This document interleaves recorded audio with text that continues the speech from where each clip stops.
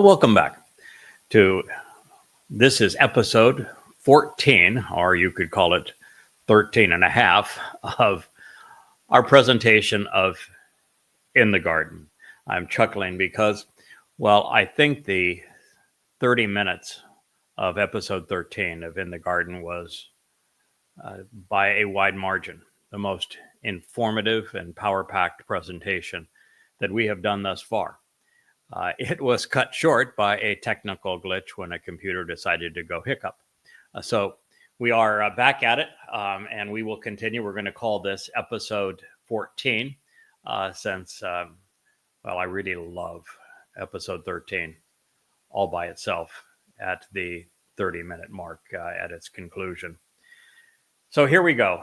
The passage we were considering reads, Yahowah, which is God's one and only name, who is God, said to the spellbinding serpent, as a consequence of you having acted this way, you have brought a curse upon yourself, more than any other beast, and more than any other life form of this open environment.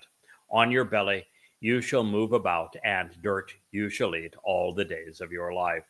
We spent 30 minutes discussing this in our last program, so I'll do a quick recap so that we have the right frame of reference.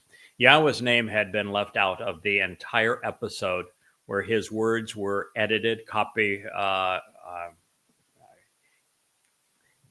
and conveyed incorrectly, misappropriated, to a large degree counterfeited, misrepresented, and truncated. There were things that were also additions. It's the kind of stuff that makes religious texts like the Talmud, the New Testament, and the Quran. And in the midst of doing all of this copy editing of Yahweh's testimony, both adding to it, taking away from it, misquoting it, misappropriating it, misconstruing it, all of these things, all of the very substance of how religious texts like the Christian New Testament, Talmud, and the Quran come into being, Yahweh's name was routinely omitted, which is another sure mark that the text was not inspired by God. If you do not see Yahweh's name throughout, as you do not see it in the Quran, in the Jewish Talmud, or in the Christian New Testament, you know for certain that that text was not inspired by God, and because it passes itself off as being inspired by God, it is demonic in its origins. It was inspired by the very beast that Yahweh is calling a snake here. So the first name here should grab your attention. And it does not say the Lord. It says Yahweh, who is God, said to the spellbinding serpent. Hasatan isn't actually a snake. Yahweh uses metaphors to help us understand the characteristics of things. And in the case of our adversary, he acts like a snake. He is serpentine, which means rather than being straightforward, he is very convoluted, twisting, bending in his approach. So Yahweh's testimony is bent, it is twisted, and it is misrepresented. Second, snakes are cold-blooded, which means we would project a cold-blooded killer, for example, as a killer without remorse, without a sense of morals. And that would also describe Hasatan. We think of a reptile as being a pea brain by comparison to similar sized creatures as mammals. And this would also apply. He has been considerably dumbed down. When you read the Christian New Testament, the Talmud, and the Quran, which he inspired, the rhetoric within them is so vastly inferior to the Torah, prophets, and Psalms, it's obvious that, well, Hasatan is not playing with a full deck. He is not a very bright reptilian, although he does give credence to the conspiracy theory of reptilian overlords, considering the nature of what has been pontificated around the world. And of course, just yanking your chain with that one. And of course, the other aspect is that snakes are very often toxic, and their bite can be paralyzing. And this also applies and is pertinent as it relates to Hasatan. He paralyzes a person's ability to respond appropriately. And he is toxic such that his bite causes death. Now, his penalty, which we'll hear in a moment, was a consequence of his actions. God did not come after him and exile him forever and diminish his capabilities because of some new thinking or some whim or some change of heart or of mind or anything else. God has established cause and consequence. If you do this, then this is what happens to you. If you rely on his testimony and do as he asks, then all wonderful things await. If you twist his testimony, if you misrepresent his testimony, if you add to it, subtract from it, then bad things are going to happen. And God wants you to know that Hasatan faced this consequence, and he was brought low. He had a curse brought upon him, and he was exiled because he did these things.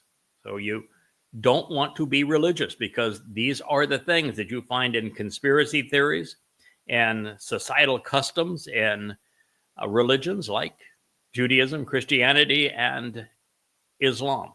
One of the worst is removing Yahweh's name, which is one of the tactics that Hasatan used in this case. And all three religions are guilty of that. So the curse that he brought upon himself, he invoked his own misfortune and affliction. You ought to know that God says these things and dispatches this sentence without hesitation. It was immediate. And God wants us to know that we ought not show compassion to, we ought not try to save, we ought not try to befriend, be tolerant of, show some accommodation to those who negate his name, misrepresent his name, twist Yahweh's words, cite Yahweh's words, misappropriate them. Any of these things, adding to them, taking away from them, any of these things should elicit the same response from us that Yahweh had. It's immediate, it's uncompromising. God did not try to save the snake. Keep that in mind. He did not try to save him. He condemned him. And if you want to be like Yahweh, if you want to be part of his family, if you want to live with him forever, then he expects you to model his responses. So he said that the snake would be more afflicted, earning a greater retribution for his actions than any other beast. A beast is a reference to the beasts of Babylon, which is the final place that Yahweh was calling his people out of. There are three Babylons. There's a national Babylon, which is the United States of America. There is a geographic Babylon, which is the Islamic Middle East. And there is a religious Babylon, which is the Roman Catholic Church. And he is calling his people out of Babylon. Babylon is the place where religion and politics were first integrated. And the religion and the political establishment was all erected to control people and to confuse and confound them by intermixing truth and lies, which is precisely what Hasatan did on this occasion. He is a one-trick pony. That is his only game. He did it throughout the text of the Christian New Testament, the Babylonian Talmud, as well as the Quran, although he shows considerable signs of degradation because the quality of his work is abysmal. The Quran is the worst book ever written. And if you just approach the Christian New Testament with some understanding of Yahweh's testimony and history, you recognize that it is exceedingly badly written. It is riddled with all manner of historical errors, scientific errors, one miscitation of God's testimony after another. They didn't get a single quote correct. And their mantra is that they represent the God of what they would call the Old Testament, even though there's no such a thing. And yet they contradict him at every opportunity. They demean his people. It's such a farce. And of course, the Talmud is nothing but rabbis arguing with themselves. A complete waste of breath and time. So you brought this curse on yourself, more so than any other life form, in the open environment. The message there is that Satan didn't crawl into a hole. Keep that in mind. You will not find Satan in a seance. You will not find Satan being worshipped as Satan. He's not cowering in the darkness. He is the antithesis of what everyone has been led to believe. He's not a little horny guy with a pitchfork and red skin. That Satan is about as real as Santa Claus and the Easter Bunny. That's not who he is. That's not where he is. He's right out in the open. God just told you that. I mean, don't you believe God? Do you think maybe he knows what he's talking about? He didn't say he crawled into a hole. He didn't say he was turned red. He didn't say he grew horns. He didn't say he's carrying a pitchfork. He didn't say you're going to be worshipped in satanic seances. He said he would be right out in the open. What is more right out in the open than the single most unifying thing that humankind has ever experienced and developed? If I were to give you a year to answer this question, there is no answer but one. What is the single most pervasive influence in human culture? And what has been the single greatest influence in human culture and remains the single greatest influence in human culture throughout recorded history? Religion. There you go. See? That was Wookiee. No. Religion. Where would you find Satan? Religion. There you go. That's the answer. God just gave you the answer. The God of Christianity, of Judaism, and of Islam. It's really obvious in Islam. It should be obvious in Christianity, since Paul admitted to being demon-possessed in the second letter he wrote to the Corinthians. And, of course, Muhammad also admitted that he was demon-possessed, but that should be obvious. And of course, Rabbinic Judaism was created by Rabbi Akiba, and he began it by foisting a false Messiah on his people to counter the false Messiah of the Christians. And it led directly to the destruction of Judea, and the diaspora and the Holocaust. So maybe, just maybe, he wasn't right. Maybe, just maybe, it was really stupid to found a religion based upon his claims when he was obviously not right. Just saying. On your belly, you shall move about. And, of course, that means that you don't have feet. Why do we have feet? Why is humankind with a nephesh and a nesalma the only creature that is designed to walk upright? Why do you think that is so? Why do you think that because we can walk upright, we also have use of our hands and we have opposable thumbs and nobody else does? Why do you think that we're the only creation that has this ability to deduce right and wrong and the capacity to be moral, which of course today is a wholly unused capacity? But why do you think that's true? Have you ever considered the unique design of humanity in this regard? Or the fact that our vocal cords and our vocal structure with our mouths and our tongues and our teeth and everything gives us the ability to communicate verbally, like we're doing right now, and the opposable thumb gives us the ability to provide a written record. Why is it, you think, that We are like that. But guess what? Snakes don't have hands either. I don't even think snakes have vocal cords. But this is something to think about when you differentiate between the various types of creation and why the serpent was made so that he couldn't stand up and humans were made so that they could, which makes it really, really stupid. I mean, really dumb when you don't, when you get down on your knees to pray to a God or prostrate yourself to him when he designed you to stand up. Just saying. And you shall eat dirt all the days of your lives. Dirt. How did God say that he created mortal man? Out of what? The substance of the earth.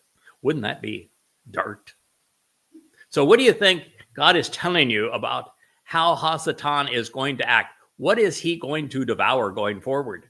Think about the words now. What do you think that Satan wants to devour? Well, I'll give you a clue. In Islam, the first day of the first era of the Islamic era is the Pledge of Aqaba. The Pledge of Aqaba is 20 pagans telling Muhammad, we pledge to wage war against all humankind. Let me give you another clue.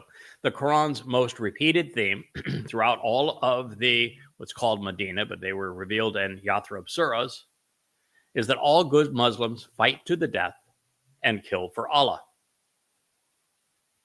So, kill, fight, wage war. What do you think is the number one objective in Hasatan's favorite religion? Did you say killing? Death? Yeah, Islam's a death cult. Just a matter of fact, read the Quran. It's not my opinion. It's obvious. He devours humankind. You know, the book that I painstakingly proved was Satan's autobiography. It had nothing to do with Yahowah because it fails the Devarim 18 test, but it also is a perfect hand-in-glove presentation of Satan's agenda. And Ezekiel, one of the most troubling aspects of it is that it presents 25 ways to kill a Jew. Now, my guess is that God didn't present to us 25 ways to kill a Jew, which means Ezekiel is not from Yahowah. It also has 2 explicit and grossly immoral rape scenes.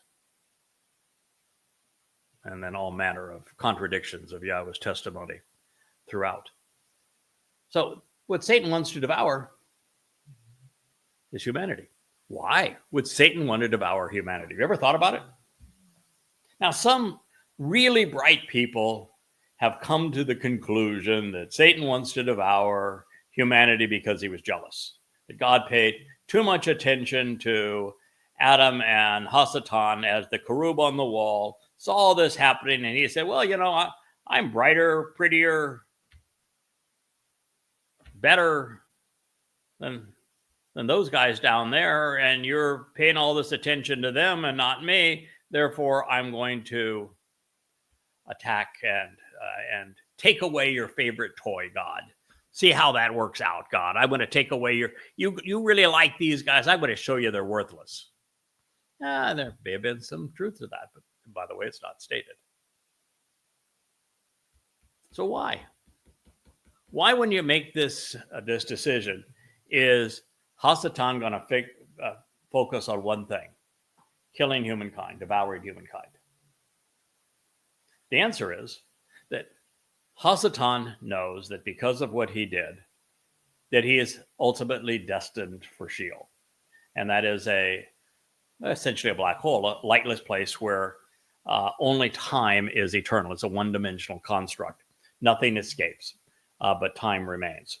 So it's a really awful place in the sense there's tremendous pressures and there is no escape. No tortures, however. No fires either, because it's lightless. The whole Christian and Islamic presentation of hell are both ludicrous. But that's what he knows is his destiny.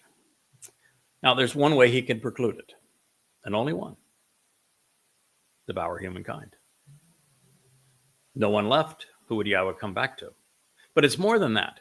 He has to focus on Yehudim, Jews, and Israelites, Israelis. Because even if there are humans left, if there are no Israelites and Yehudim left, God's not coming back. He did make a promise to Abraham Lincoln. He did make a promise to Genghis Khan. Yeah, he didn't make a promise to Napoleon. He made a promise to Abraham. And he reaffirmed that promise with Yishak. And then again with Jacob. And then again in the Torah through Moshe. And then again through Dod. And he's doing it again through me. God made a promise to his people. He's returning to his people. Yom Kippurim is homecoming and a family reunion with Yisrael and Yehudim. You want absolute proof? You read Yirmiyah 31. The covenant is reaffirmed with Yisrael and with Yehudim. Every end times prophecy speaks specifically of this. So, what if the number of Yehudim and Israelites is decimated? That was a good start for Satan in the Holocaust. And all of these Islamic wars, which is his favorite religion against Israel, is taking its toll. But that's not enough. Yahweh was not going to allow Satan to obliterate his people. So, what's his next ploy? There is no homecoming if Yisrael doesn't know Yahweh's name. If Yisrael doesn't know who their Messiah is, who's returning for them as their king. If Yisrael doesn't know what the conditions of the covenant actually are, what the 7 Moed Mikre represent, how they are interrelated, who fulfilled them, when, why, when is he returning? What is the purpose of the Shabuah harvest? What is the purpose of the Teruah harvest? What is the purpose of the Anima Parah? What do these things mean? When will they occur? What's going to occur on May 22nd of 2026? I know. And that's why I'm doing these programs, so that you can know.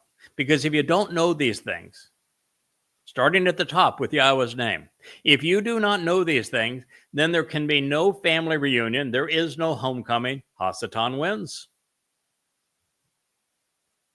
And therefore, why it might seem a bit crazy to you, I'm the reason Hasatan loses. Now, not on my own. Yahweh dispatched and offered 7 Ruach to guide my every step and every word and every thought. As I've written the 30 some odd books behind me, and so now as I speak directly to you, face to face, eye to eye.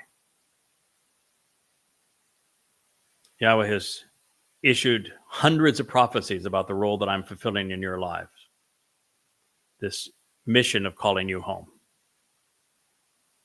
That is why those books behind me are filled with thousands of prophecies and thousands of insights that no one has ever understood previously.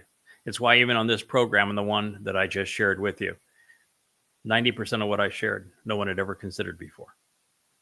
It's time for you to know it. You need to know it. That is why I'm here. And should my role not be fulfilled, there is no Shabuah harvest. There is no Teruah harvest. There is no sacrifice of the red heifer. There is no Yom Kippurim return. There's no anointing of the Kipporeth, the mercy seat of the Ark of the Covenant. And therefore the earth is not restored to the conditions experienced here in Eden.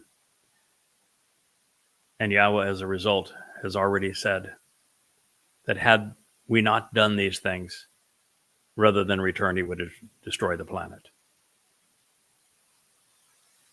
This is Satan's end game. I'm here to stop him. I've read the prophets. We prevail. So now the only question is, who among you is going to join us? Who among you is going to still live in denial? Who's going to work against us and earn an express ticket to Sheol? Who's simply going to be unaffected or misled and sacrifice needlessly their soul so it ceases to exist? And who are the few among you who are going to take the time to listen, who are going to trust Yahweh, who are going to return home, who are going to accept this message and capitalize upon it?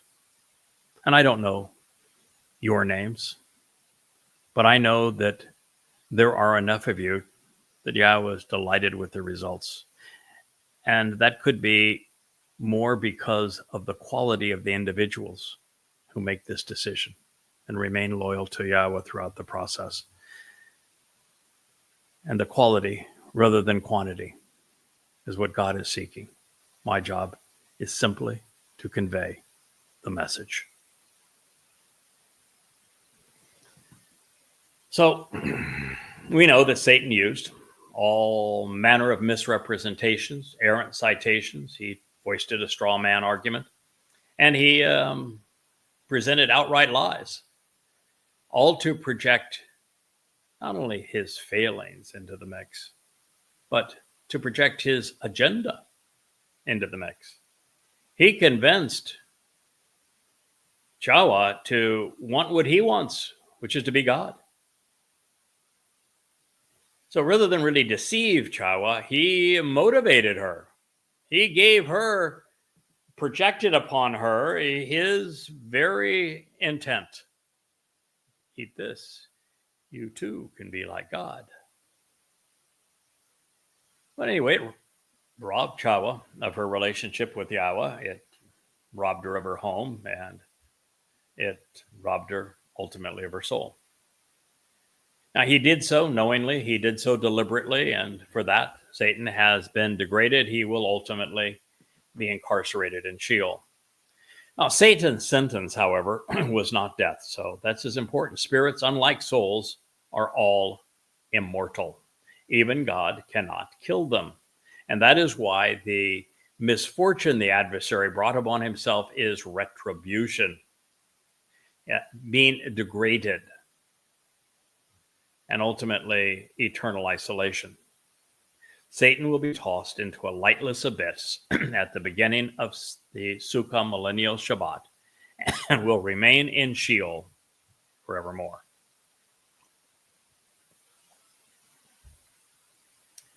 Mate, especially for Satan and for his colleagues, co-workers, this penitentiary is indistinguishable from a black hole.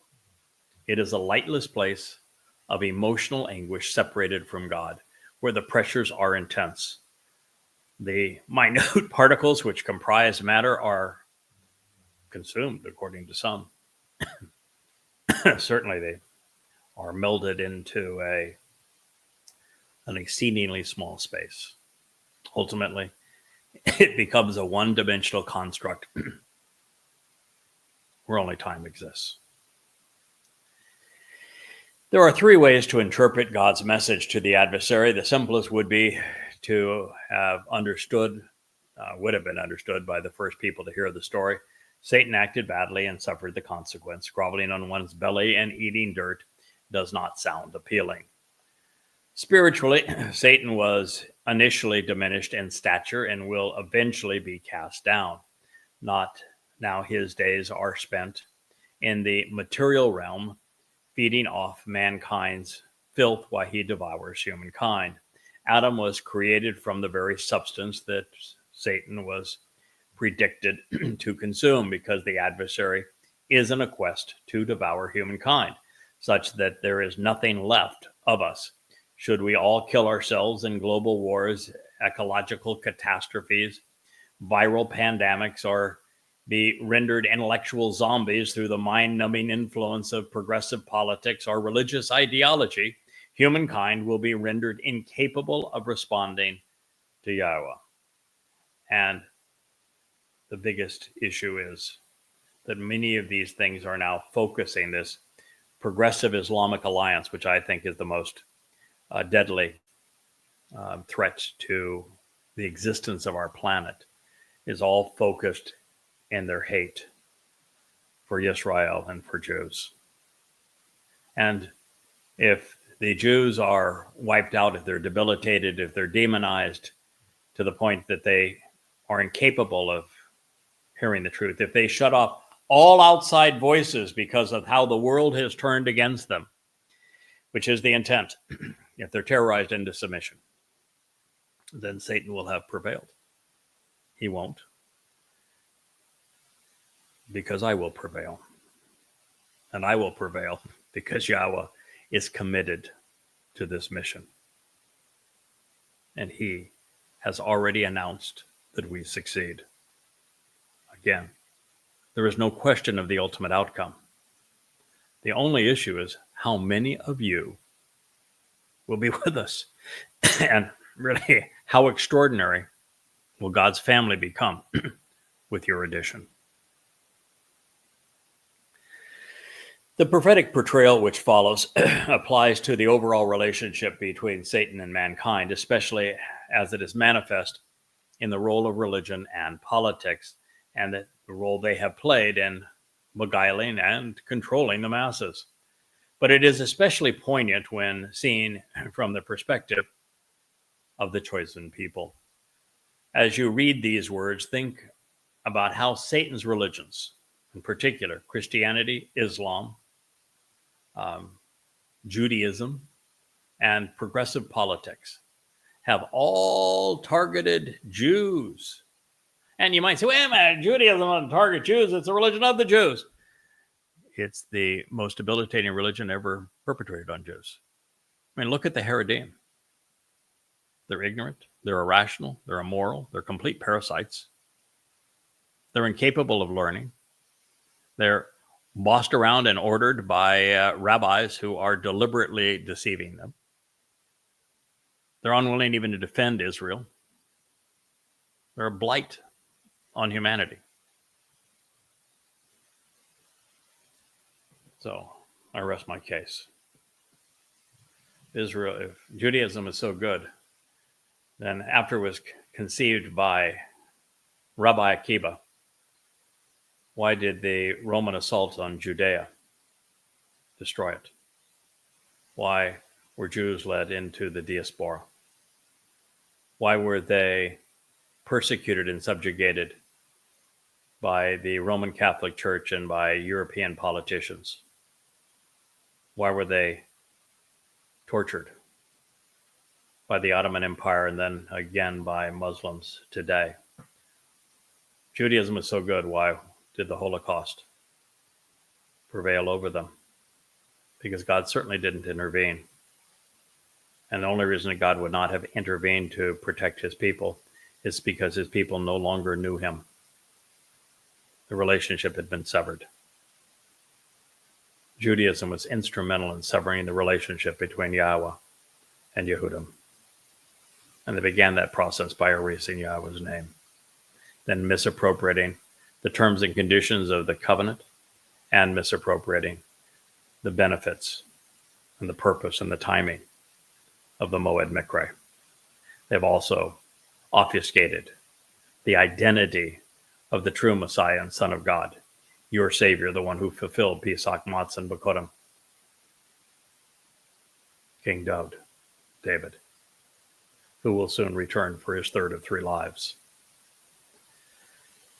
No population on earth has been treated with more rancor, longer than God's witnesses. One of the things I'm constantly saying as I'm on X, and there's some really good people, heroic people that are fighting for the salvation of Israel.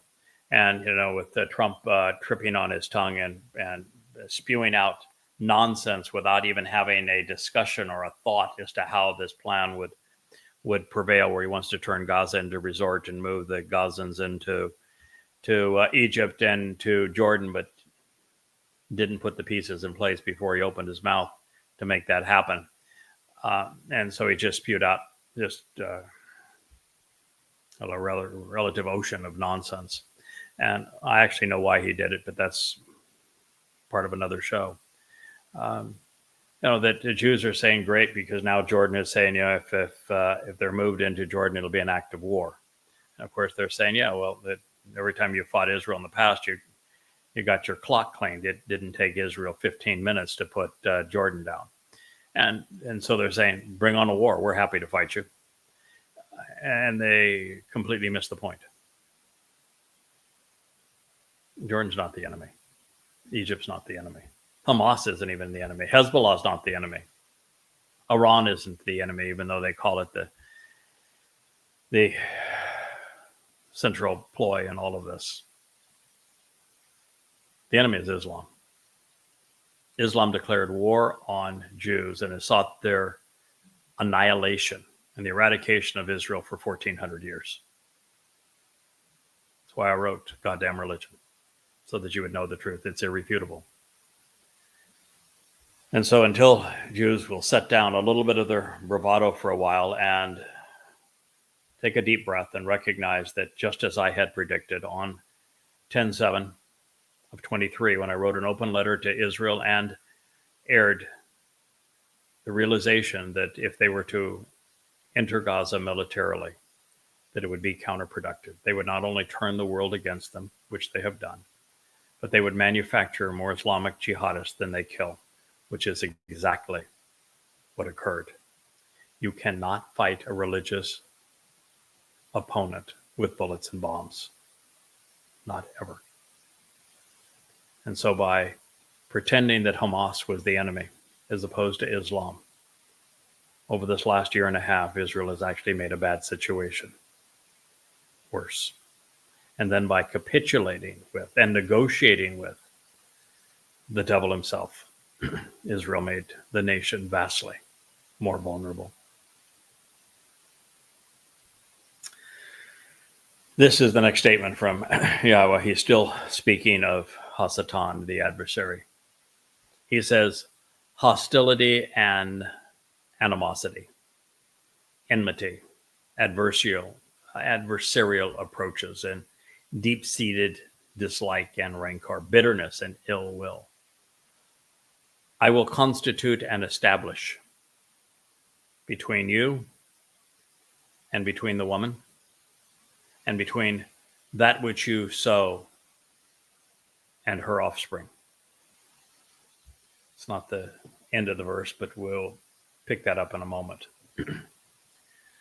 Therefore, what God is saying is that there will be ongoing hostility and animosity, an adversarial situation that will be constituted and established between you, Hasatan, the adversary, and between the woman, and between that which you sow and her offspring. All right, so this is to say that Satan is going to be more successful in his degradation of women than men. And it is saying that the ultimate fight between Hasatan is going to be between the adversary and the offspring of this particular woman, which would be humans with a nasama. That's what God just said. So what does that mean to us? Well, you look at the history of civilization from this point. Women in virtually every human civilization, I say virtually because maybe there is one that I'm unaware of, but women have had no rights. It's just a brief period of time where women pretending to be men like Hatshepsut will rule for very brief periods, but those are so rare that we know of them. Women have had no rights. The worst, of course, is Islam, where they're made to wear garbage bags, have to hide everything, women can be raped, and it's the woman that's punished. They receive 100 lashings for violating any aspect of Allah's instructions. It's the most misogynist, sexist, degrading religion in the world. It condones rape, condones pedophilia. Muhammad was a rapist. He was a pedophile. It's treatment of women. Well, they're property. They're simply slaves. That's why of the 55 million people who are enslaved in the world, 90% of them are women, and 90% of those are in Islamic countries.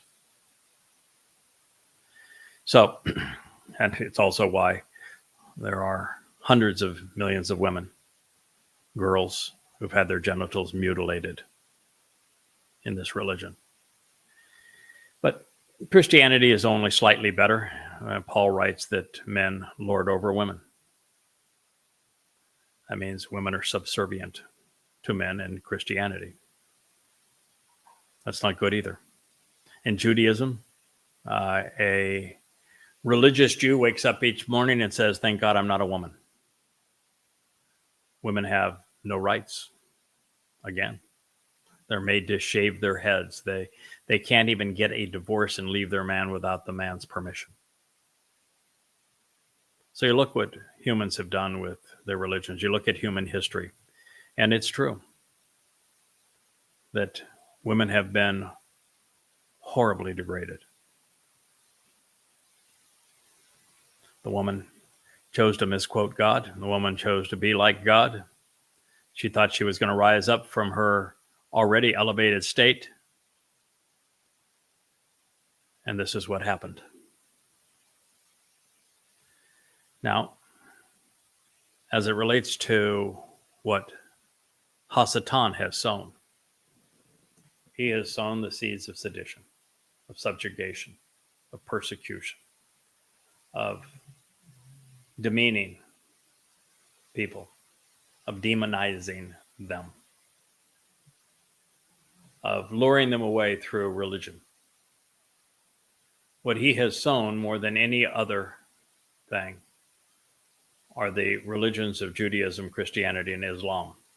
And he sowed the seeds of socialist, communist, progressive libertarianism, more government, more control, more influence over speech, less personal accountability, less good judgment. This is what Satan has sown. This is why Yahweh asked me to begin our relationship together by exposing Satan's most adroit religion, Islam. It is why very shortly thereafter I was asked to write an expose exposing and condemning his most popular religion, Christianity. It is why I ultimately wrote a number of volumes exposing and condemning the most damning religion ever for Jews, Judaism. Now, keep in mind, it is because of Judaism that Christianity exists. It is because of Judaism Islam exists. And I've shared the explanations of those facts on other programs, but it's irrefutable. And it's because of Jews even that progressive socialist, communist socialism exists. Israel has, and Jews have manufactured their own enemies.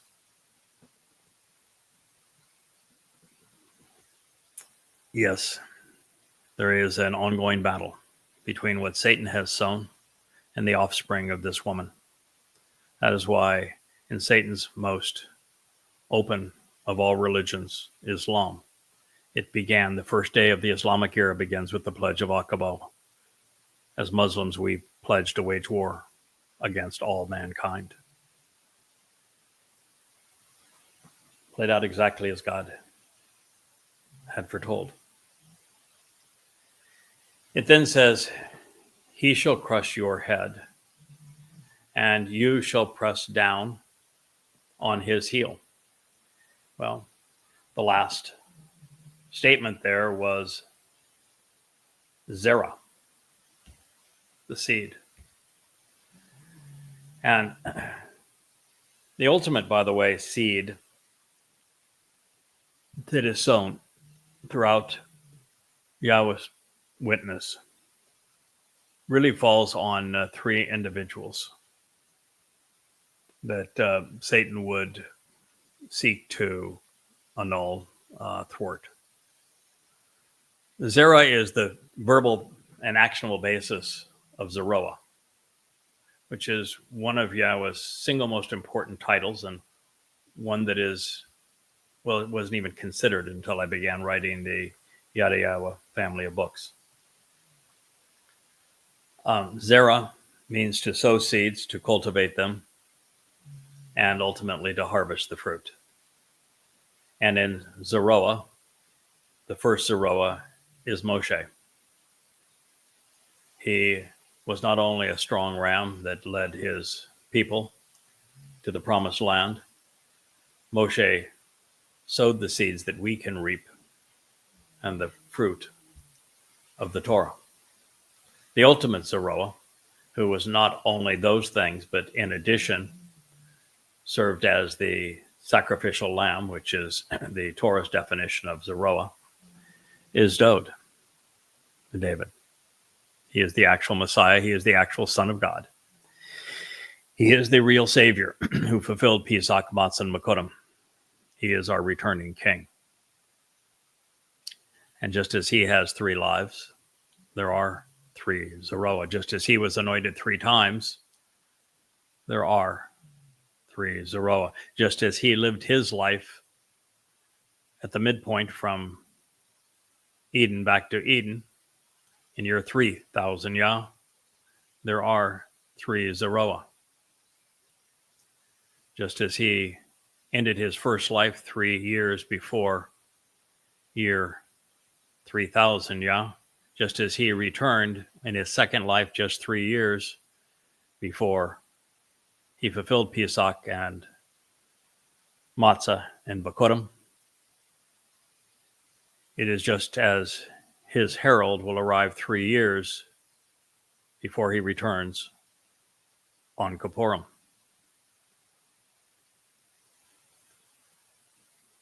Yes, there are three Zeroah. I am the third. My job is to act like a Zeroah and to cultivate the seeds that Moshe and Dod have sown, so that there is a fruitful harvest on Shabuah and again on Towrah. And so that there is a homecoming and a family reunion on Kippurim. This is very precisely what God was conveying in this message. This is what Satan most wants to thwart. That's why there is a Talmud, a New Testament, and a Quran to supersede the Torah in those religions. That is why there is a false Messiah in Judaism, Christianity, and Islam to thwart the life of the greatest of the Zeroah. That is why there's a rebellion now against me. That is why that it is so challenging to deliver this message to you. Why so few people will ultimately listen. Because Satan has so many voices, and they are so loud, they are so shrill, that you really have to want to know the truth. And you have to be willing to invest the time. You have to walk away from religion and politics and open your mind to this opportunity and embrace it if you're going to be part of the Zerah, the fruit that is harvested. He shall crush your head. He, Moshe, Dod, Yada.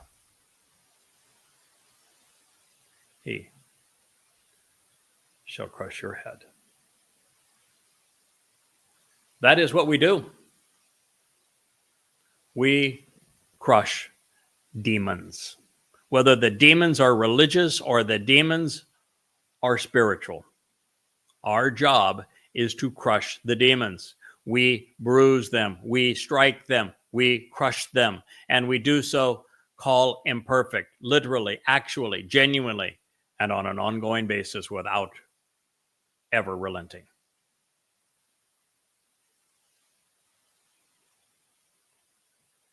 We bash in his brains. We attack him at his very source. We drive our point home against the leaders, the governments. That is what Rosh means. Your head, your brains, your crucial sensory input, your source, your beginning, your leaders, all of it. That is what we do. What's his response? I've already shared it with you. God already predicted it, but now he is reaffirming it. And you, Hasatan, shall press down upon and bruise his. Miss Leah knows the answer. She wasn't quite as bold with that one, but she's right. Wookie, I think, could have barked it out better than that, Leah. Akeb. Akeb is spelled identically with Akeb, the Hebrew word for not only heal, but what do you think Jacob means? Who was Jacob? Israel. He is the father of what? Israel. And particularly Yehudah, something that he accomplished with a perfectly named woman, Leah. Leah is the mother of Israel. Jacob is the father. Their children, their sons would be the first Jews, the first Israelites. Satan's entire focus is to demean and to demolish Jews. That's what this prophecy says. So look at the religions. What did Christianity say? Christianity says because Jews schemed to kill our God, God got really pissed off. And he decided that rather than allowing Jews into heaven, rather than having Jews be the chosen people, Jews are now the enemy. They allied with Satan. They tried to kill me. In fact, they did. They killed me. Well, of course, it was all a lie. The Jews had nothing to do with it. It was the Romans that killed. And it wasn't a Jesus because he never existed. It was Dode, and he wrote the whole story 1,000 years before he endured it, so that nothing was true. But the religion of Christianity is based upon replacement foolology. And the foolology is to take every promise away from Jews and apply it to Gentiles. No support for that. In fact, there are thousands of prophecies that said that's dead ass wrong. But, you know, in matters of faith, evidence and reason doesn't matter, even if the evidence and reason comes from God himself. But Christianity exists to take everything away from Jews, to demonize them, to make them such that it is appropriate to kill them, to steal from them, to torture them, to subjugate them, to plunder them, to degrade them, to annihilate them, and smile while you do it. That's the nature of Christianity. It robbed the Gentiles of knowing that Dode was the Messiah and the Son of God, that he fulfilled Pesach, Matzah, and Bakorim. Then you look at Judaism. Rather than acknowledge, again, that Dode is the Messiah and the Son of God, the returning king, they fought one false Messiah by foisting another. As if two lies somehow make this right. And nothing has been more harmful to Jews than this lie, because it took them even further away from the recognition of what Father and Son have accomplished for you. And it led to your disbursement out of the land and ultimately to the Holocaust. And you still cling to that religion that has so degraded you. It's a cancer from the very inside.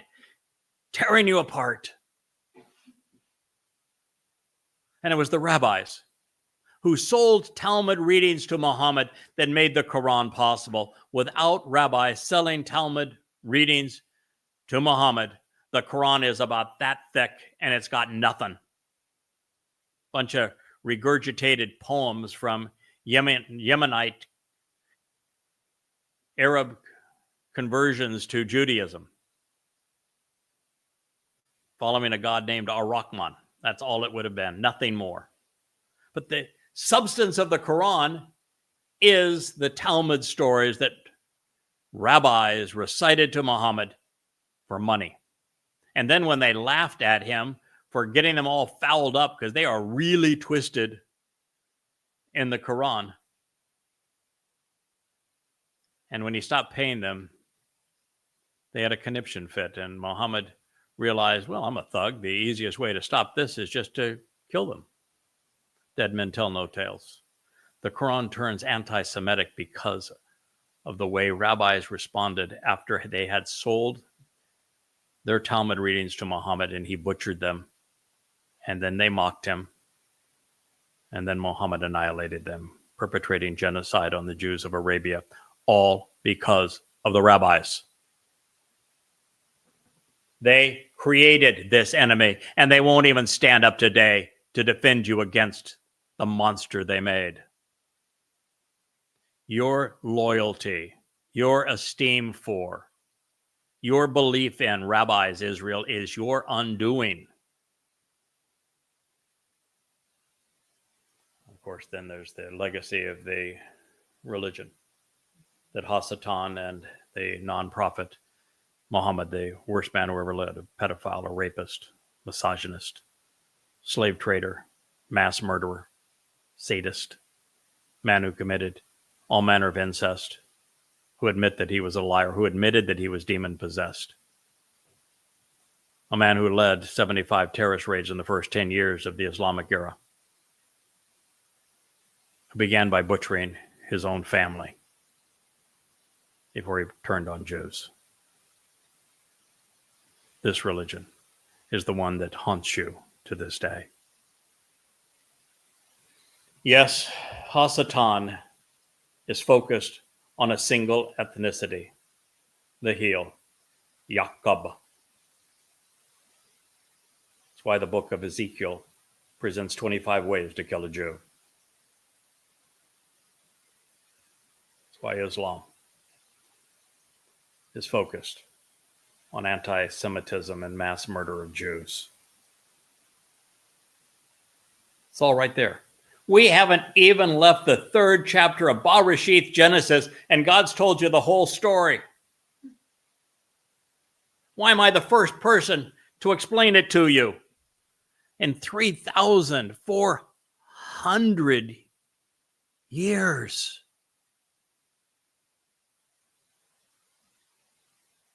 I'm looking at you. I'm waiting for an answer. Oh, I'm sorry. The camera doesn't talk. But I know you're silent. Satan's reputation as Hasatan, the adversary, was clearly imposed by Yahowah. It gives him that distinction right in this text. People say, oh, Satan's not named here. Oh, yeah, he is. What do you think God meant by YAHOWah? What do you think hostility, animosity, enmity, adversarial, dislike, rancor, bitterness, and ill will means? Yeah. He was called the adversary. What is adversary in Hebrew? Satan. What is Hasatan? The adversary. And in it, his most debilitating penalty is the one thing Satan must overcome to prevail, because he does not want to be known as Hasatan. And so every religion presents Hasatan as the adversary of their God. That way, their God, who is really Hasatan, has the ability to shut down and demean and denounce the title that he doesn't want. He doesn't want to be known as Hasatan. So in every religion, the Lord God is at war with Hasatan. Of course, Satan is. He doesn't want to be the adversary. He wants to be God. And he has achieved that agenda. It is why we find repetitive criticisms of Satan in the religions which feature the Lord as God. When Yahweh ascribed the term Baal, the Lord, to Satan. This is actually Satan attempting to rebuke his adversary title while ascribing to himself another title, the Lord, that Yahweh directly ascribes to Satan. And you who are religious aren't bright enough to figure that out. Not with all of your seminaries, with all of your yeshivas, with all of your madrasas. None of you have been smart enough to figure that one out. Satan is actually attempting to rebuke his adversary title that he disdains by accepting the title that Yahweh gave the Lord to the adversary. Come on. Yahweh conveyed this essential message to us using Bayan. Those willing to carefully consider God's teaching regarding Satan and make the proper connections to understand his ambition and to approach will come to understand his role in religion. Bien is, now it's the word that brings all of it together. It is the word where if we make the proper connections and associations, we can go from reading the text, which I have done for you, to understanding the text, to understanding the implications of the text. That's why when we do these programs, 10% of the time I'm sharing what I have written to you, and 90% of the time I'm sharing what it means to you. That comes from Bien. To Yada is to know what God said, which very few people do these days. It's a good start. It's an important start. That's why the book series that this particular volume is found in is called Yada Yahowah, to know Yahweh. But Bien is the next step. Bien is where real magic happens. Bien is where we are expanded, where we're enlightened, where we're enriched, where we're empowered, where we're enabled. Because while knowledge has value, understanding may be the most powerful force in the universe.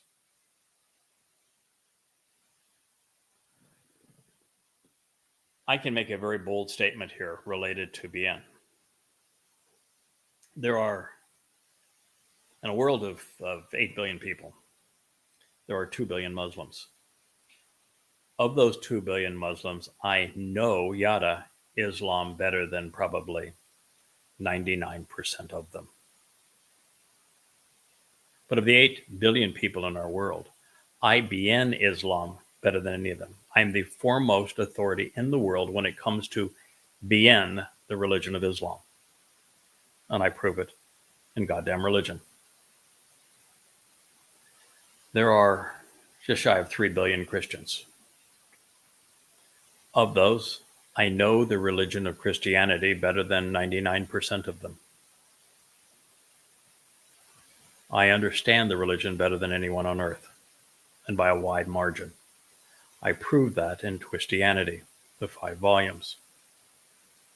The reason that's important to you is that these are Satan's most popular tools to use against God's people.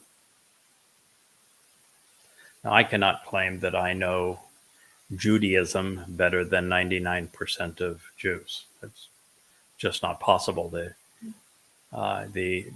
Those that are deep into Judaism spend virtually every waking moment studying the arguments that Jews have made to show you the 10,000 ways you can do nothing on a Shabat, or the 100,000 ways that you can't mix dairy and meat, or the millions of ways you must honor the rabbi even when they say things that are really stupid.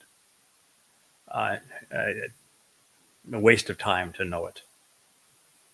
The thing that matters with Judaism is to understand how this religion has been so contrary to God's people, and how the religion is so contrary to God's testimony in the Torah and prophets. And of that I be in, better than anyone who has ever lived. There's a reason that Yahweh has asked me to join Elia as the final witness. I know these three beasts, and I know the beast of progressive libertardism and the consequence of it better than anyone who has ever walked this earth. And while those are essential things for you to know, because all of them have to be pushed out of the way. That guy on the back of me, the very top with the blue arms and the blue head, he's not holding up the world. I have no interest to do that. He's pushing the world away. He's pushing the adversarial influences of politics and religion and militarism and deceit away. I must do that for you to see the truth. But the thing that I be in more than anything since Dode 3,000 years ago is I be in Yahowah. I be in Yahowah, which is why he has asked me to speak to you. Because Yahweh wants you to yada him and then be in. That's our deal. That's why I'm here. And I want to thank you for listening. This is a natural place for us to conclude. Episode 13B, or we shall call it episode 14 of In the Garden, and so much more as part of the Yahowah blog. I am Yada, also Craig Winn, and I thank you for listening.